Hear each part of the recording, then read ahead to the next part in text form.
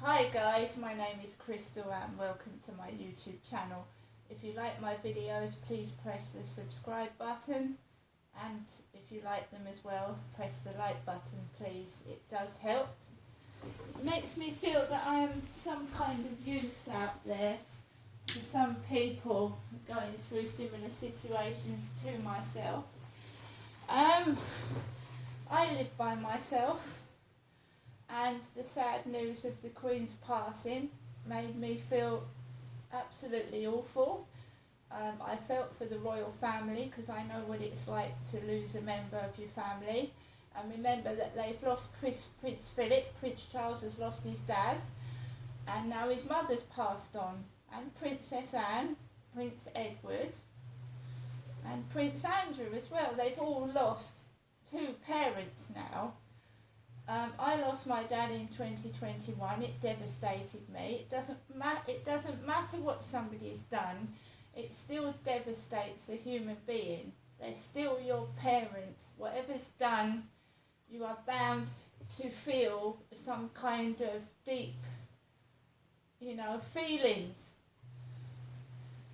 I didn't exactly have a wonderful childhood, and my dad did some bad things, but I still felt the loss. Now, the Queen, to me, was a wonderful lady, and she, ruled the country for 70 years, and it's devastating. She was always there in the papers, behind the scenes, signing documents, speaking at Christmas speeches, so she's always been there. And now we've got to get used to King Charles III. Excuse me, this is what happens all the time when I'm trying to do videos. So I'm just going to shut the window because we don't want to hear that, do we? No, we don't. It's a child crying, by the way. Right. So where did we get to? I'd come back from the range with my son.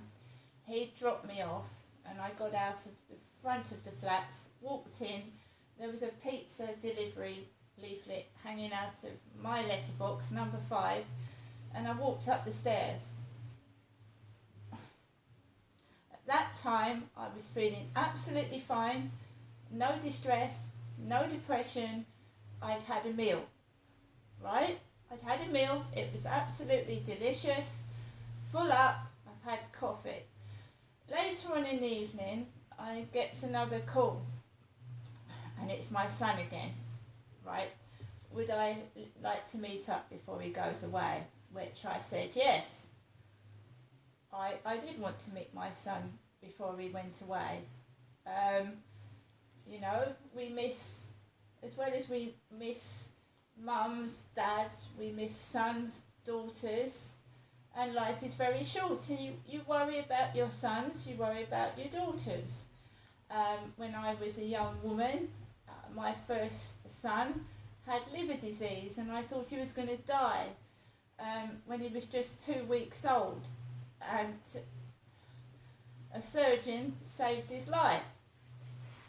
And now my son is 25.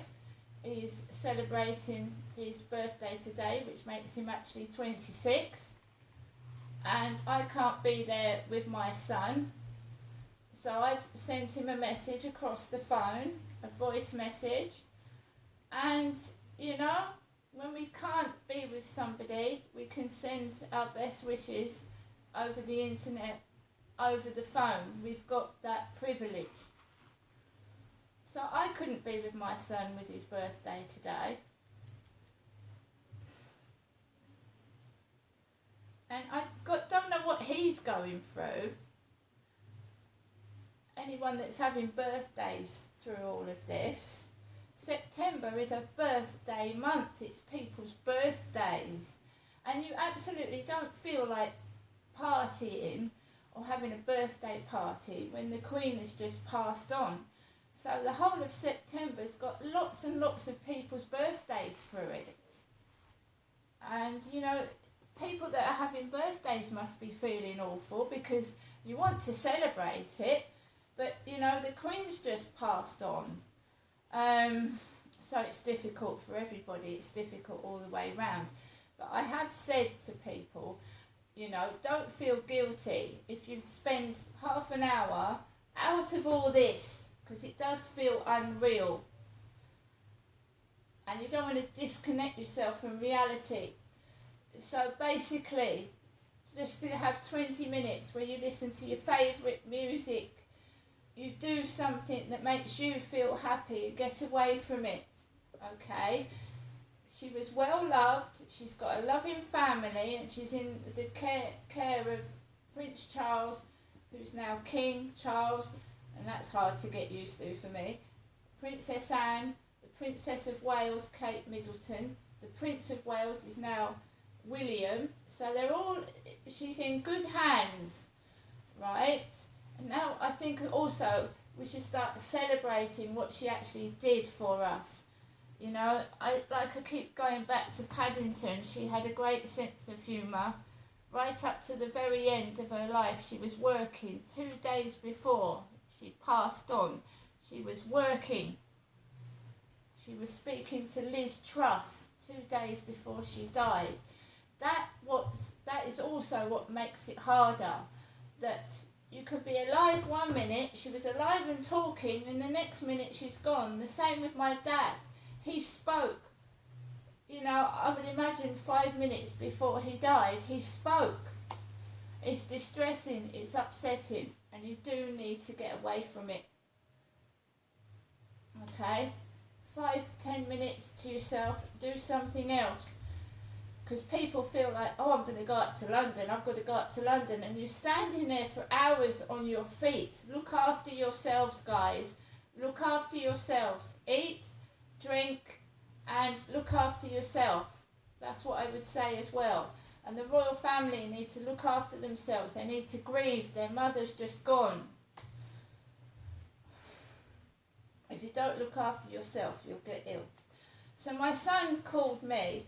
I'd had a message from somebody on WhatsApp that they were interested in me. My son asked me if I want to meet him, to have a cup of coffee before he goes on his way.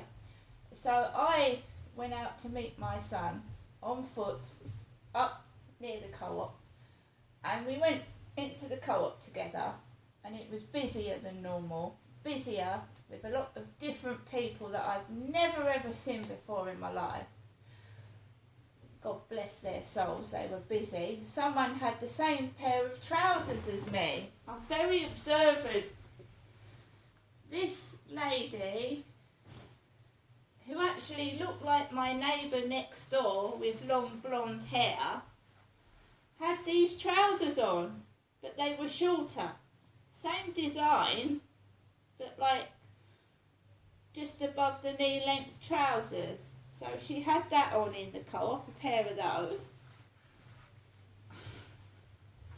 She looked like next door, blonde hair with my twisted tooth, and a pair of trousers like those. The coffee machine wasn't working, just black Americano again, and I think that black Americano. My son went to get a drink and it ran out of milk.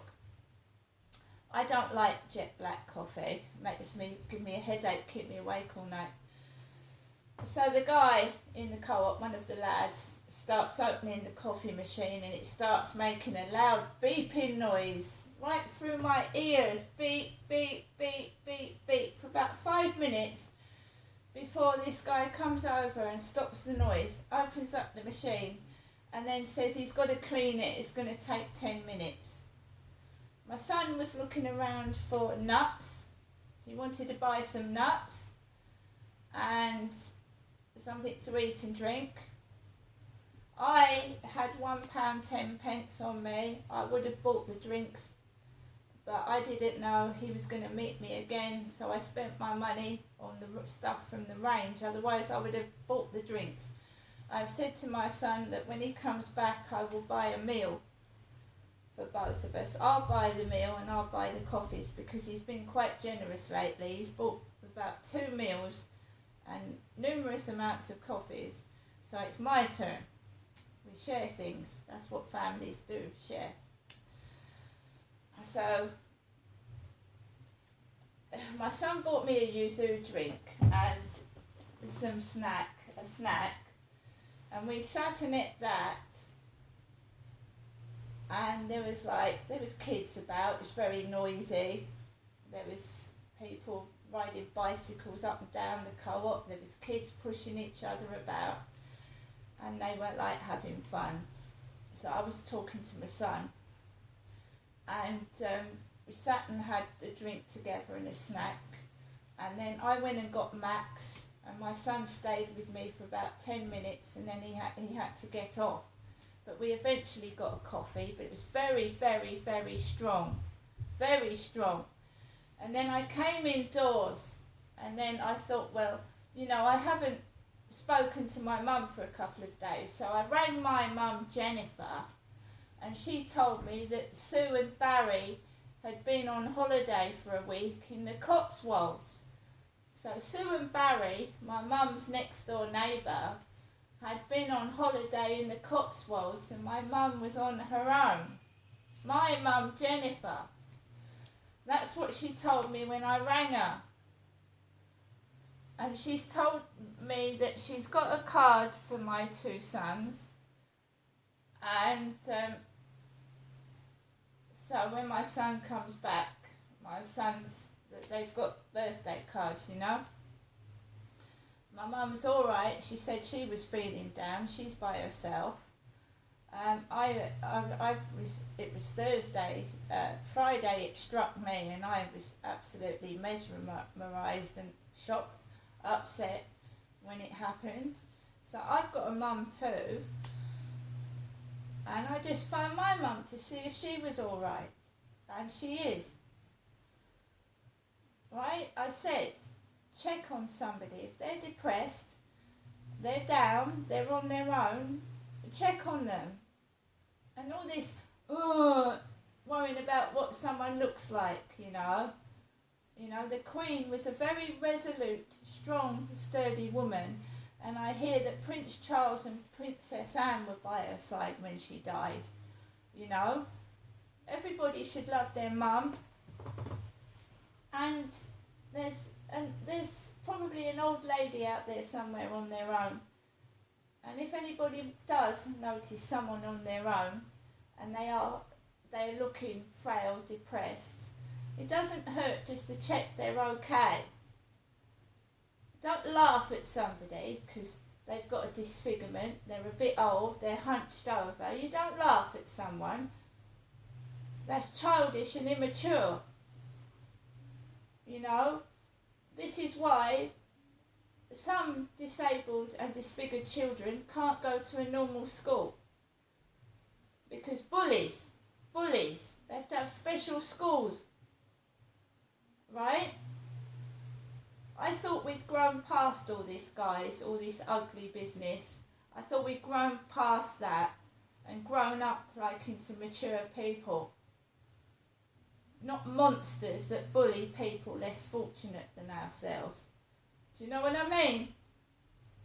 Because it doesn't make you look good, the bully. It doesn't make the bully look good, does it? Bullying someone less fortunate. Oh, I've got longer hair. How do you know that person hasn't got cancer, guys? How do you know that person with the bald head hasn't got cancer? Now come on, grow up. Think for yourself. You think someone's going to live forever? They don't. However much you love them, they don't. And it's too late to say sorry when they're gone. So don't be immature. I'm going to get on with the rest of my day. My mum was very beautiful when she was 20. The cycle of life. When you're 20, you're pretty, long hair, beautiful. When you're 30, you get wrinkles. When you're 40, you go grey, you get even more wrinkled. When you're 50, like me, you get even more wrinkled, and you start to get hunched over. When you're 60, you're very grey, you're very wrinkled. And if we're lucky to reach 70, we're frail You know, we don't want to be scared of youngsters.